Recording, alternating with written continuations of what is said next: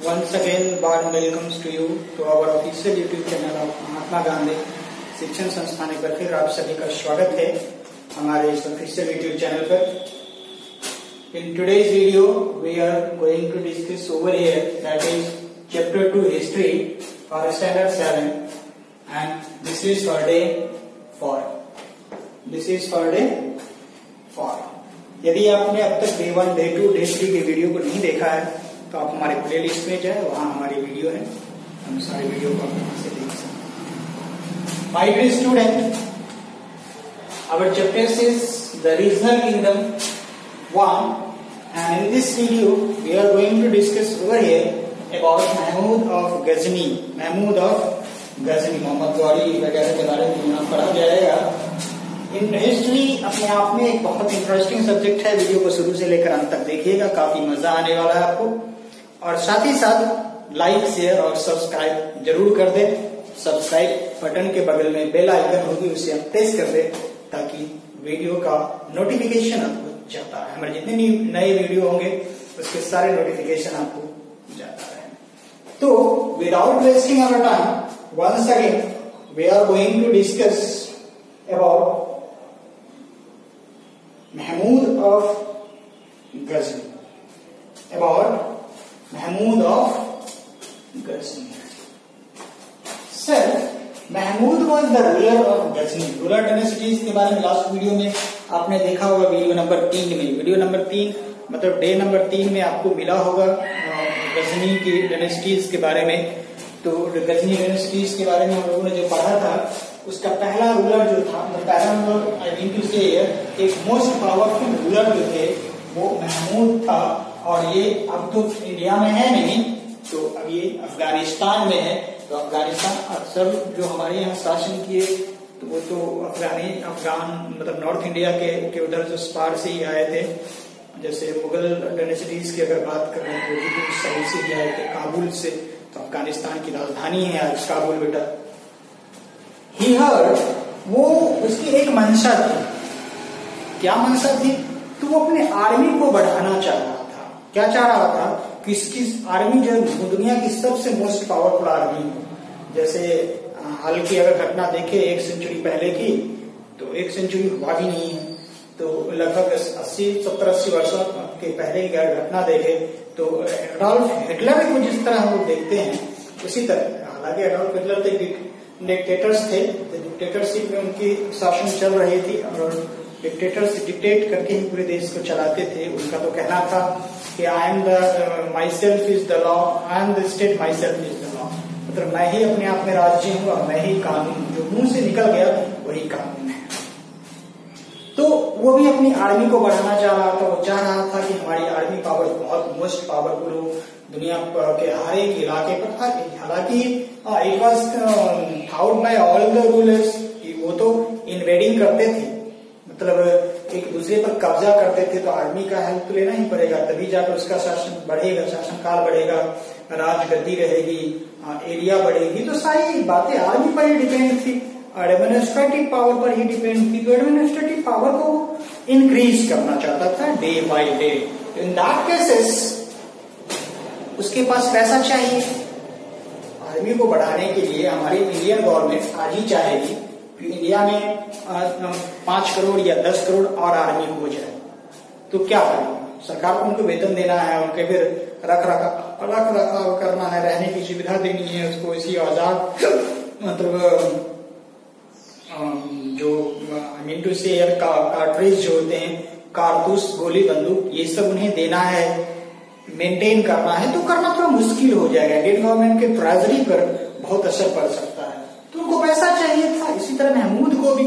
तो महमूद को पता चला कि नॉर्थ इंडिया में जो बेटा हम अगर चले जाएं तो नॉर्थ इंडिया में बहुत सारी संपत्तियां हैं, उनके राजाओं के पास बहुत संपत्ति है। तो ऐसा करते हैं, नॉर्थ इंडिया में जाते हैं, वहां इन्वेडिंग करते हैं, मतलब वहां आक्रमण करते हैं और उसको हथिया करके उनकी जितने धन संपत्ति होगा वो ले लिया जाएगा। और जब ले लिया जाएगा तो अपनी आर्मी को बढ़ा सकते हैं। हमारी अपनी आर्मी को बढ़ाने में हमें बहुत हेल्प मिलेगी।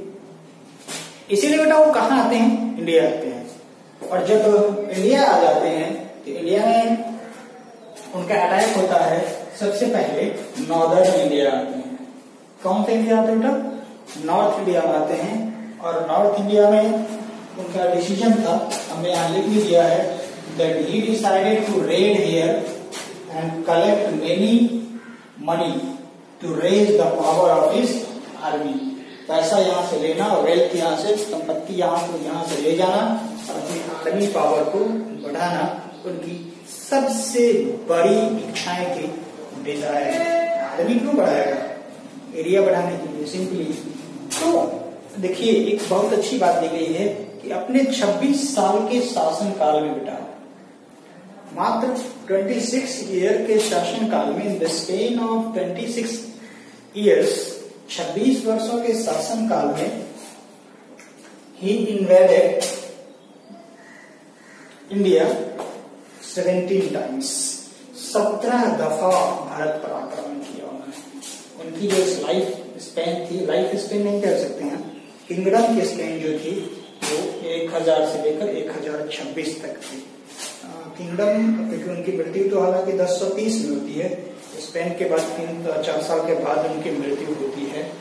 तो 26 साल के शासन काल में, ओनली 26 ईयर के शासन काल में भारत पर 17 बार आक्रमण करता है। कितनी बार आक्रमण करता है?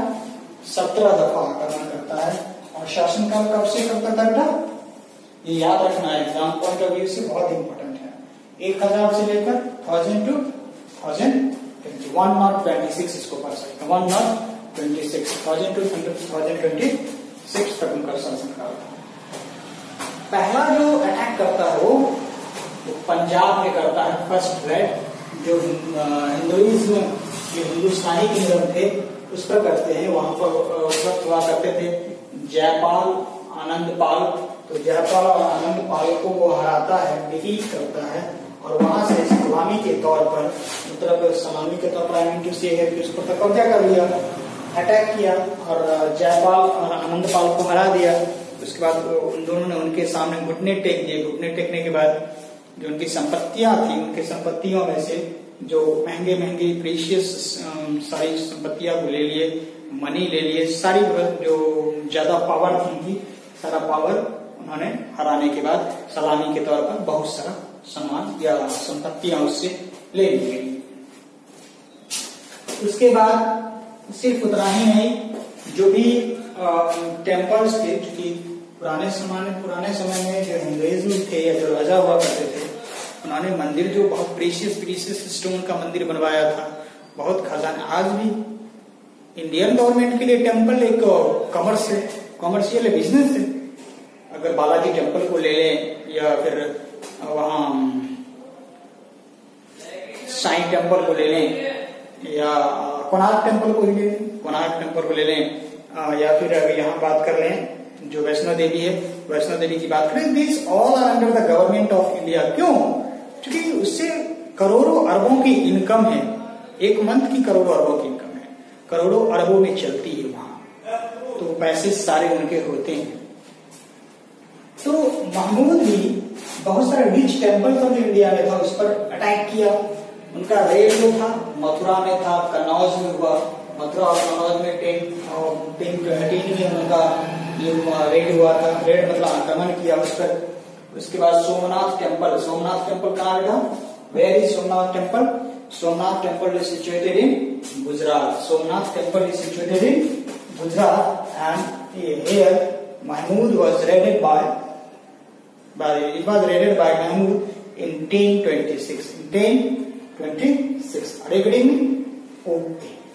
It's precious। इस मंदिर पर आक्रमण करने के बाद फिर तो डिफीट ही कर दिया। फिर वहां के जो प्रीशियस स्टोन थे, precious stone I mean to say कि वहां जो मंदिर जो बना था महंगे महंगे धातुओं से, महंगे महंगे स्टोन से, उस स्टोन सबको ले गया, वो महंगे महंगे वस्तुओं को ले गया। और बहुत सारी यहाँ संपत्ति ले जाने के बाद उनका साम्राज्य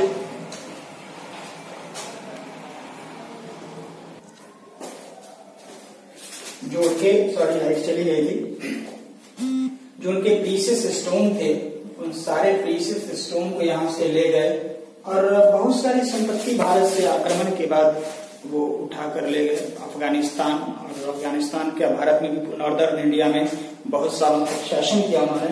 और उनकी मृत्यु अंततोगत्वा 1030 में हो जाती है। 1930 में वो अंतिम सांस लेते हैं। उस वक्त वो काबुल में ही थे, अफगानिस्तान में ही उनकी अंतिम मृत्यु मतलब अंतिम सांस लेते हैं। तो आज की इस वीडियो में हम लोग पढ़ रहे थे, हम लोगों ने जाना है महमूद ऑफ गजनी के बारे में। मिलते हैं आपसे नेक्स्ट वीडियो में एक नए टॉपिक के साथ। हिस्ट्री काफी इंटरेस्टिंग होने वाली है और काफी इंटरेस्टिंग टॉपिक लेकर हम आपके बीच नए वीडियो में आएंगे। तब तक आप घर रहिए, बैठे रहिए, सुरक्षित रहिए और पढ़ते रहिए। Thank you.